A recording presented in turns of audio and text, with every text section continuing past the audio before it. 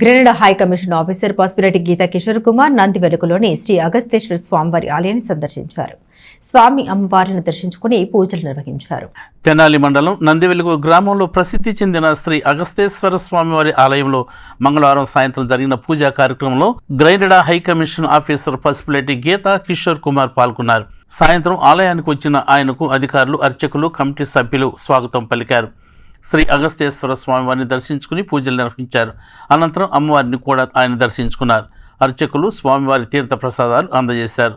ఈ సందర్భంగా Grenada high commission officer Geeta Kishore Kumar మాట్లాడుతూ తన అమ్మగారు పుట్టింది నందివెలుగు గ్రామం అని, తమ బంధువులంతా ఇక్కడే ఉన్నారని తెలిపారు. వారిని కలిసే ప్రయత్నంలో ఇక్కడికి వచ్చామని చెప్పారు. ఆయనతో పాటు రిటైర్డ్ ఎస్పీ డివివి మూర్తి, ఈఓజీ గోవర్ధన్ రెడ్డి, నందివెలుగు సర్పంచి దూలిపాళ్ల పవన్ కుమార్ తదితరులు పాల్గొన్నారు.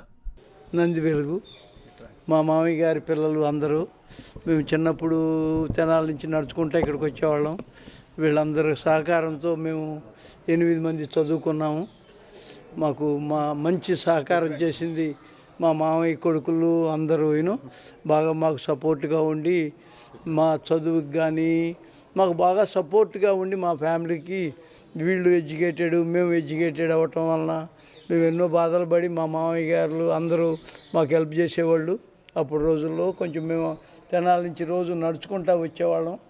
వచ్చి మళ్ళీ వెళ్ళేటప్పుడు చెరుకులు, తేగలు అవన్నీ తీసుకొని వెళ్తూ ఉండేవాళ్ళం మా జీవనోపాధికి. ఇది జరిగింది. మా మదర్ పుట్టిన నందివెలుగు కనుక నేను దీన్ని మర్చిపోలేను.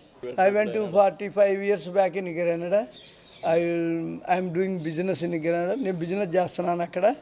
మరలా నన్ను మా గ్రెనడా గవర్నమెంట్ వాళ్ళు ఇక్కడ అంబాసిడర్గా నన్ను వేశారు ఇక్కడికి. మళ్ళీ ఢిల్లీ వచ్చాను ఇప్పుడు. అంతలో అందరినీ మా మామయ్య కొడుకుల్ని, మా చుట్టాలని ఇక్కడ కలిసినందుకు నాకు చాలా సంతోషంగా ఉంది.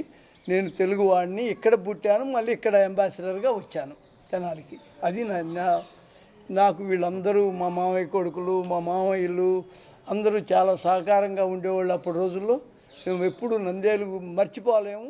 నందేలుగు మేము ఏమైనా చేయగలిగితే మరలా మా కుటుంబం